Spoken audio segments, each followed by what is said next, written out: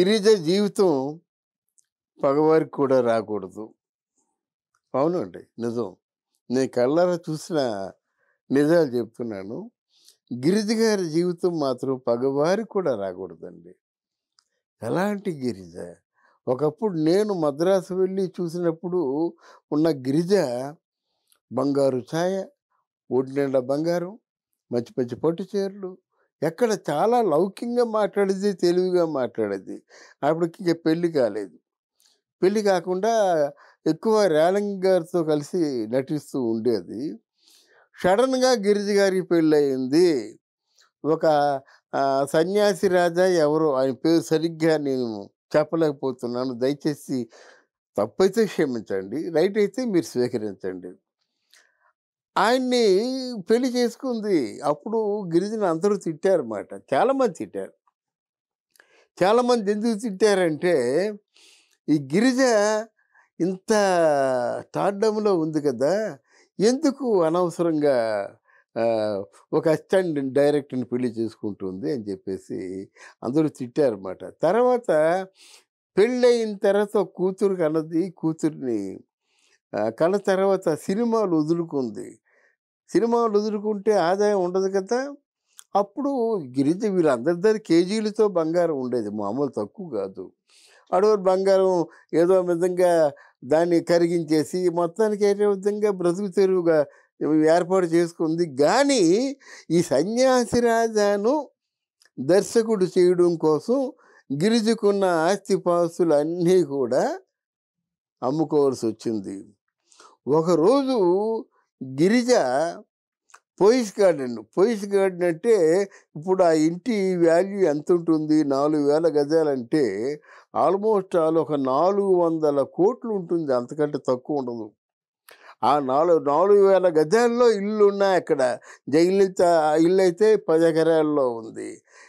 మన ఎవరు రజనీకాంత్ ఇల్లయితే 4000 గజాల్లో ఉంది. ఆ ఇంటి పక్కనే కొనుక్కున్నదన్నమాట గిరిజ. అంత పోయస్ గార్డెన్‌లో అంత పోష్ ఏరియాలో ఉండేదన్నమాట. అయితే ఈ కాలం ఊరుకుంటుందా?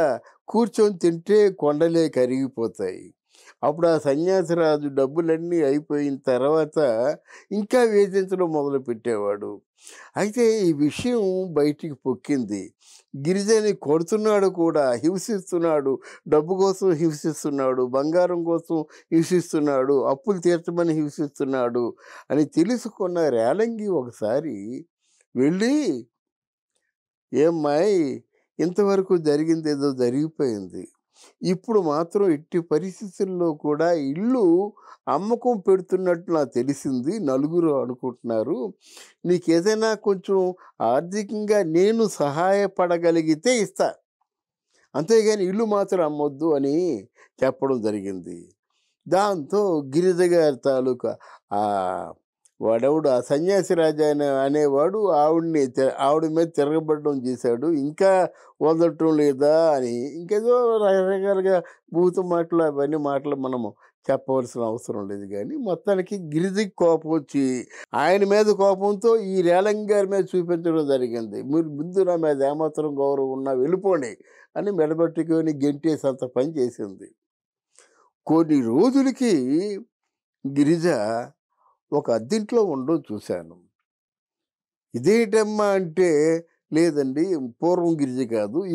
ఆ గిరిజ చచ్చిపోయింది. ఇప్పుడు కేవలం బ్రతుకు తెరువు లేక బ్రతుకు కోసం వెంపర్లాడుతున్న గిరిజ బ్రతికి ఉంది అని చెప్పడం జరిగింది. సినిమాల్లో వేషాలు లేవు. వచ్చే ఆదాయం లేదు. బంగారం కూడా అయిపోయింది. ఇంకా పట్టు చీరలు, ఇంకేమైనా మంచి మంచి బంగారు జరీలు ఉన్న చీరలు అమ్ముకోవడం మొదలుపెట్టింది. ఉన్న చీరలన్నీ అమ్మేసుకుంది.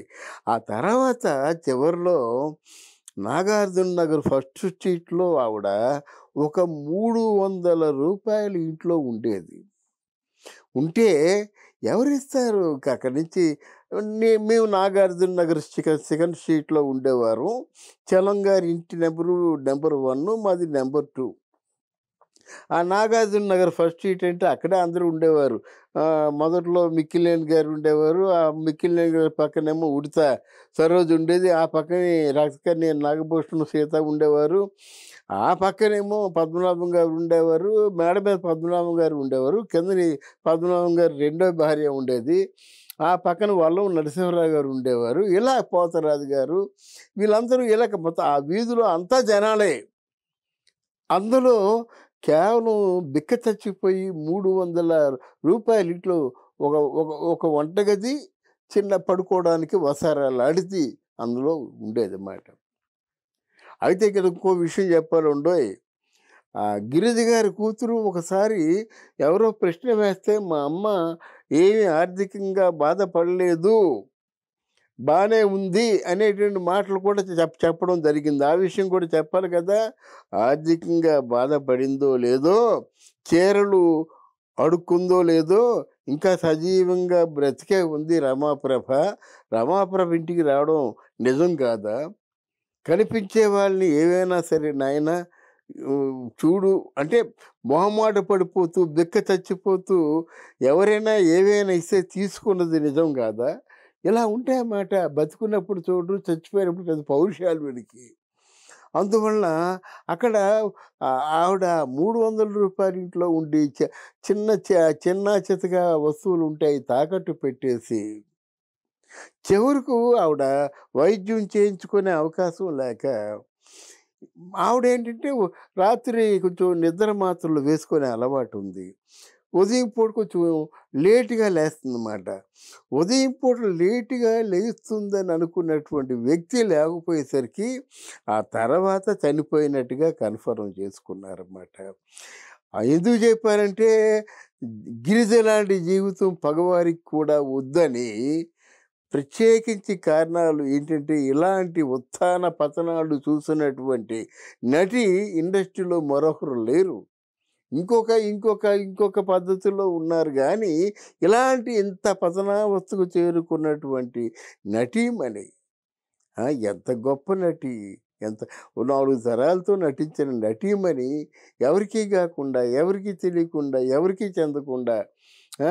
ఒంటరిగా తన ప్రయాణాన్ని సాగించిందంటే, ఆ మహాతల్లి కోసం ఈరోజు చెప్పుకుంటున్నామంటే, నిజమైన నివాళి ఇదే అనుకుంటాననమాట. అట్లాంటి బ్రతుకు ఎవరికీ ఉండకూడదు. అట్లాంటి జీవితాన్ని కూడా ఎవరు పొందలేరు. Thank you.